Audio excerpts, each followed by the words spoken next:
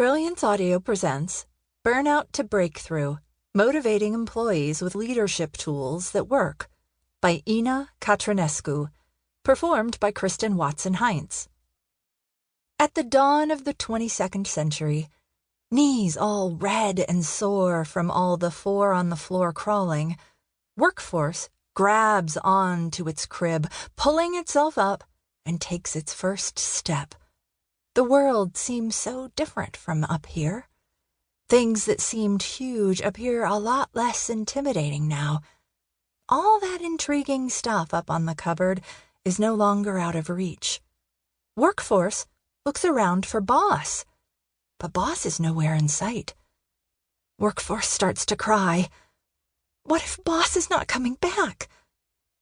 Suddenly, on the other side of the room, Workforce sees the door. Workforce wants to take another step.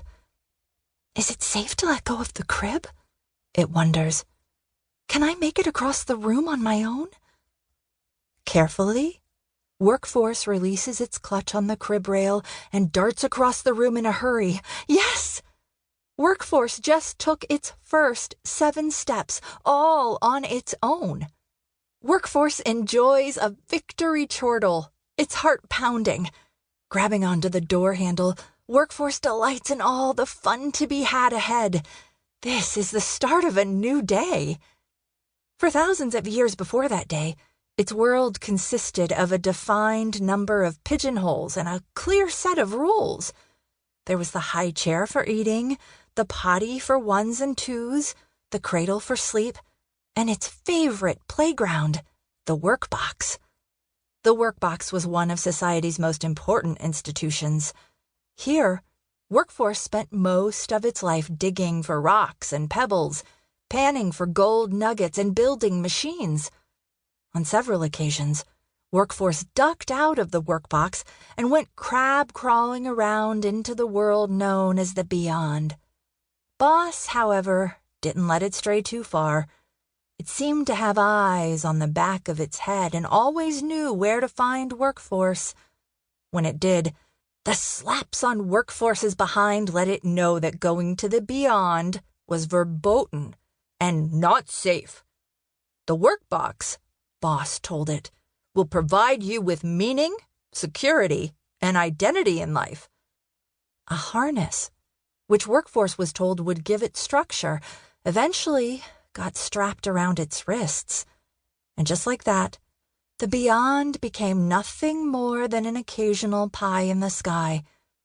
Once or twice every year, buckled up in a stroller, Workforce was taken out for a walk. But time seemed to always fly by so quickly, and the colorful, magnetizing beyond would be gone in a blink of an eye, leaving nothing but memories and hankering behind. It was during one of those trips to the beyond that Workforce became determined to create time. Time, it thought, will get me more strolls in the beyond.